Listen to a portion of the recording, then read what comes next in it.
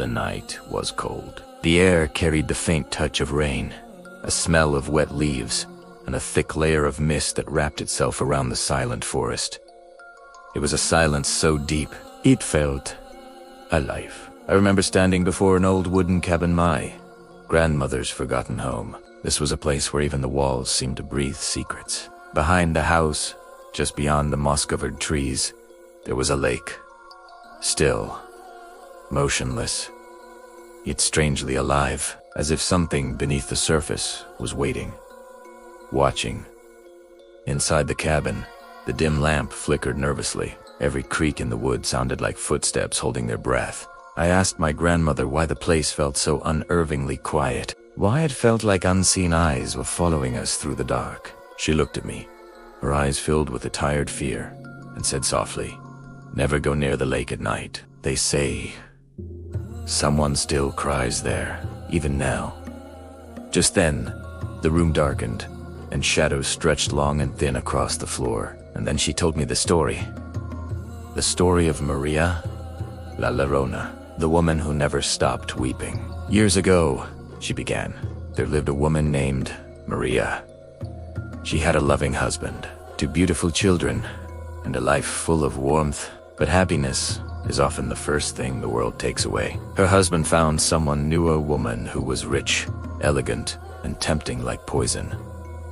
Maria's heart shattered. She would stand by the river for hours, just staring into the dark water, as if it could swallow her pain whole. One stormy night, her trembling lips carried no tears, only madness. She took her children to the river's edge and pushed them into the black, rushing water.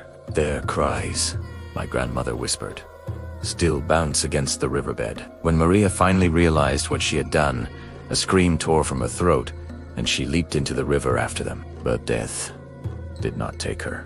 She did not. She was cursed. Forever. Back in the cabin, my grandmother told me that the weeping woman still wanders near lakes and rivers today, and those who hear her crying are never the same again. I laughed then. I was young and foolish. "I'll call her myself tomorrow," I joked. Maybe she misses her host. But just as the words left my mouth, the window shook violently. Explode so loud the very walls trembled around us. My laughter froze in my throat. My grandmother just watched me, as if she already knew what fate I had just chosen for myself. Midnight arrived at the kind of midnight where the earth seems to stop breathing. I quietly got out of bed and opened the cabin door. The wind howled like the forest itself was trying to warn me. But curiosity is always stronger than caution, isn't it? I walked to the lake. It was as black as ink, as silent as death, and I whispered, "La Llorona." There was no reply, so I called out louder. I missed something moved beneath the surface.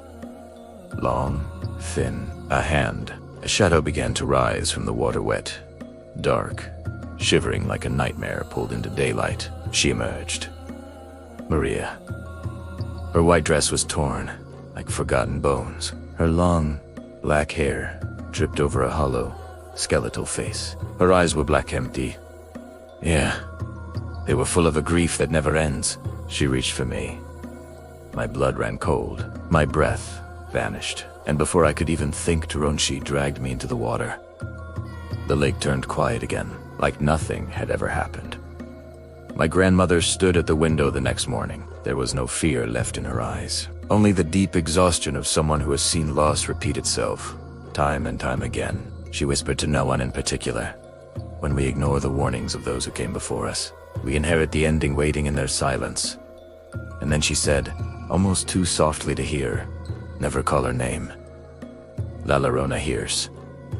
And once she does, she never lets you go." Thanks for listening. If you enjoyed this story, don't forget to like and subscribe for more. Stay safe out there.